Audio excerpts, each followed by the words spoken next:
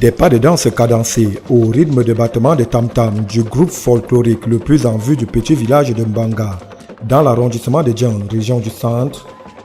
Un moment de joie qui réduit quelque peu les peines bravées tout au long de la cinquantaine de kilomètres de route non bitumée par les responsables de l'association Jeunesse Verte du Cameroun qu'accompagnait le partenaire financier et technique venu de l'Hexagone en Suisse pour célébrer cette journée internationale de l'environnement, ceci en présence des autorités républicaines, notamment Monique Ayi, maire de la circonscription administrative, qui a tenu à remercier les différents mécènes, porteurs de lumière et de valorisation des soins sanitaires de qualité aux populations de la zone.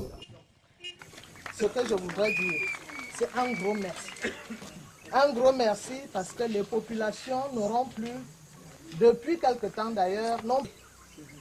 Nous avons maintenant un réfrigérateur et nous avons l'énergie solaire. Donc de jour comme de nuit, les femmes peuvent accoucher, les enfants peuvent se soigner ainsi que toutes les populations. Et pour cela, je vous dis merci. Merci.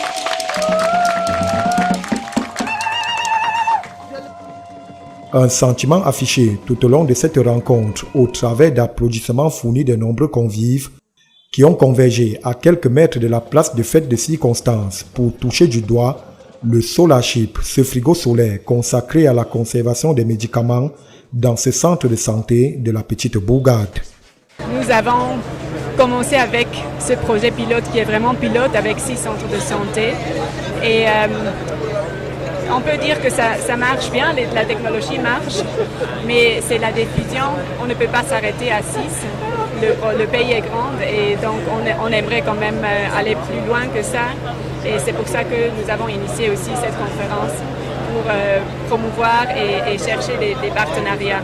Le deuxième programme essentiel sur lequel nous travaillons depuis bientôt 3 ans, c'est le programme Organisation et Développement des communautés. Ce programme-là vise à éclairer pratiquement des communautés enclavées rurales du Cameroun. Et ce travail nous a vraiment renforcé dans notre idée qu'il y avait, au-delà du plaidoyer mené par la société civile, un besoin de mettre la main à la pâte pour réaliser des actions concrètes.